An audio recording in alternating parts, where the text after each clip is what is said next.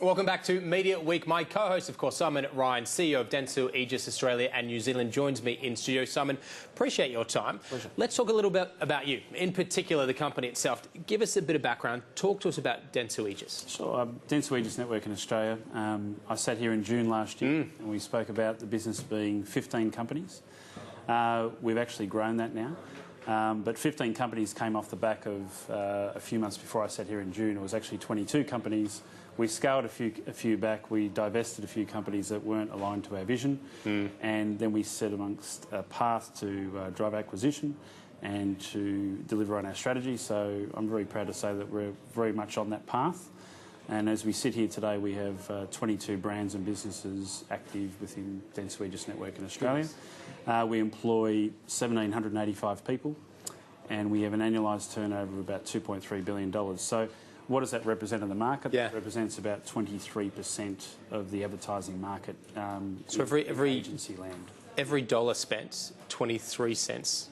In advertising agency land, yes. So we're about 23% of the advertising agency network, if you like, in Australia. So it's fairly significant. Yeah, absolutely.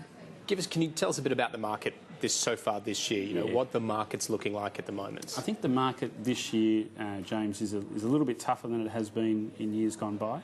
I think what we're seeing some clients and the general media sector where we have clients focusing on some bottom line cost savings as opposed to top line revenue growth. That means that there has been a readjustment of some investment into what they put money into. So the media economy in Australia is growing. What we've seen in the last 3 years, though, we've seen the media economy grow between 7 and 9% per year, so it's actually quite high. I think over the next 3 years, as we approach 2021, we're going to see it grow about 2% a year. Why the big change, do you think? I think clients are actually showing a slight shift in funding in their businesses. I think when you see businesses like Amazon coming out here shortly, which is all the buzz at the moment, obviously, and many of us know that they actually employed 900 people over the last few weeks over in the US to get a lot of their back-end services right. They're here now employing content people and sports rights people as well, so they're going pretty hard. But what we're actually seeing is that we're seeing that the Australian media landscape is stable to moderate growth. I mean, we had Peter Tonner on here a moment ago. He's actually getting some pretty good growth year on year, which is great, as is most media. But what we're seeing is we're seeing some clients shift money into digital platform to get their businesses ready for the new economy. Just on that, obviously this year there's been some issues around content on specific platforms. YouTube obviously has been highlighted. Your thoughts around brand safety, and is there any lasting impact around concerns of brand safety on some of these digital sort of platforms? I think if you look at what I could refer to, James, if you look at the revenue structures, I suppose, of a lot of the digital media and even to a degree the social media, when there has been a trust issue, there has been a dip in income to those companies. So I think clients and media agencies do react to when there is some bad news out there, particularly around brand trust. I think as we move more and more into the digital economy, I think that's going to become more of an issue moving forward, because previously a lot of brands have been built on very traditional type media. And now as we evolve into more digital landscapes and programmatic, you would find that there may be some less control as to where your ads actually fall, which means that there needs to be some governance and rules as clients and as media agencies and as communication groups to ensure that clients' ads are appearing where they should. So there is a direct correlation to trust versus revenue up and down when issues become live in the media. And I imagine for your clients, maintaining, I suppose, the sanctity of that brand, the safety of that brand is paramount. It is absolutely paramount, and I think that as we evolve through another range of changes in the Australian and global media landscape, we are educating clients on what they need to be careful of, what they need to watch, and then what is deemed acceptable too, because every brand out there has a different metric or a different course of action that they take when their brand appears somewhere they don't want to appear. And if you see that drop-off in one stream of spend if it's digital. Does that get taken out altogether, or does it get generally reallocated to other streams? It's a very good question. When there were some issues earlier this year, in particular with Google, we did see an uplift in commercial TV, so across free-to-air TV and pay TV. So we saw a direct movement of funds going back into more trusted media at the time.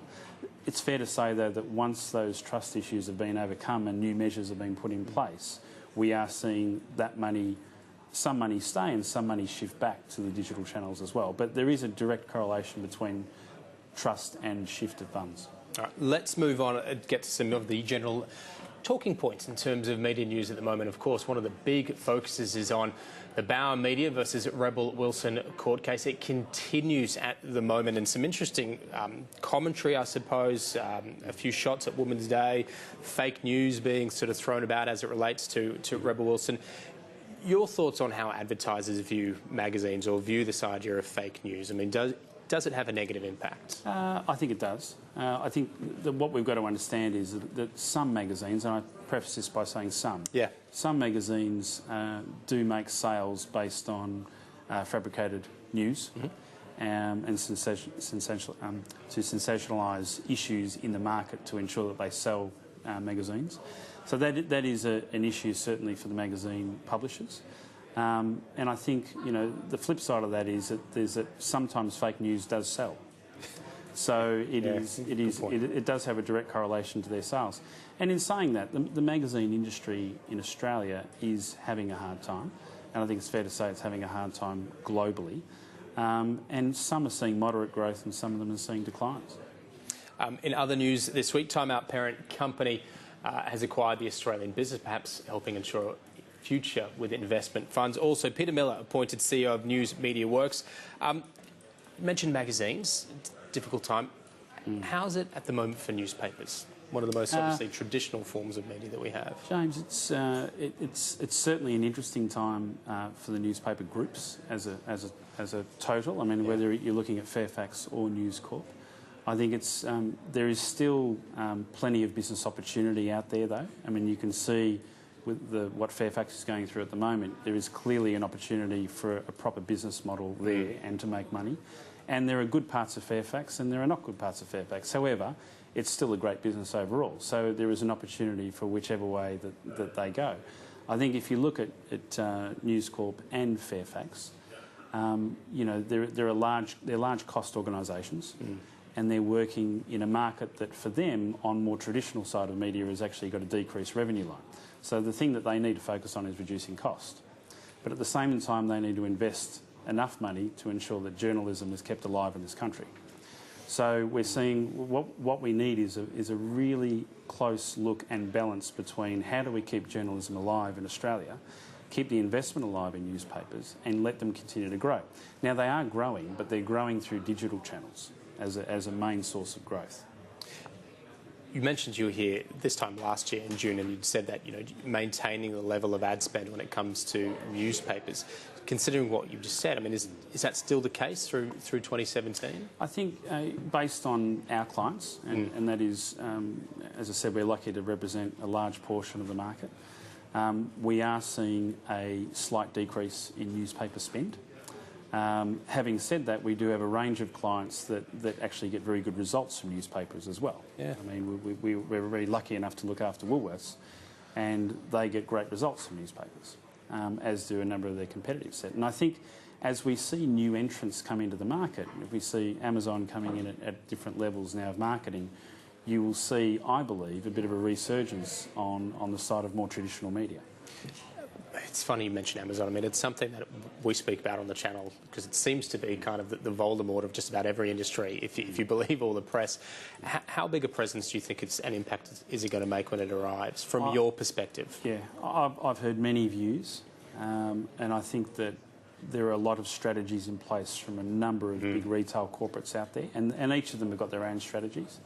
We have a couple of clients which they've shared that strategy with us. I think their strategies are absolutely sound. There's two things. We should never underestimate the power of an international visitor. who will become a permanent resident soon, and we know that through the global media channels. So we should never underestimate that. However, in saying that, I think that Australian retail companies, or the ones who are really got the defined strategies to compete against those, I think will survive, and will survive quite strongly, because competition is great, but with the right strategy, they will overcome that entrant. All right, we are running short of time. I want to quickly get to the television ratings. Week 22 will bring up, first of all, the free-to-air ratings. And no surprise, State of Origin on Channel 9 taking out the top spot. Interesting, the pre-match as well, doing rather well there. House Rules taking out 4th and 5th in between both of those. Channel 7 News, 9 News, House Rules again. You've got The Voice, only one entrant on the top 10 there, free-to-air. Let's take a look at subscription, the top 5. This is sport. The NRL and AFL continue to slug it out at the moment. This time around, though, NRL taking out the top spot, and non-sport, I should say, subscription for week 22. Bad Mums, the premiere, The Simpsons, Wentworth, NCIS. One of my son's favourites, Paw Patrol, taking out the 5th spot there. Look, just before we go, what about television?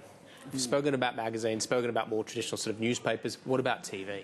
I think overall TV growth this year will be sitting around 5%, yep. And that includes free-to-air and pay. I think it'll be interesting to see who the winners and losers are out of that. However, in saying that, I'm very confident of the Australian media landscape. I'm very happy about some of the changes that are hopefully going to be approved through the government. I think we all need that. And I'm hoping that we're going to see at least 3 free-to-air strong networks. Some need to overcome a few issues, but I think certainly you're going to see a very strong Foxtel.